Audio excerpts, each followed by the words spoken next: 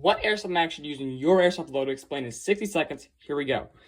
So the only disadvantage to the drum mag is the weight of it, so it makes moving around your gun a little bit harder, but not that much.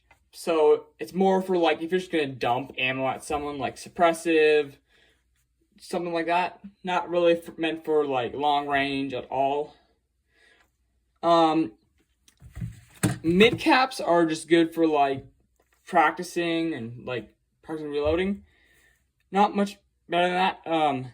They do give you more of a feel of operating, just because you're not winding the thing.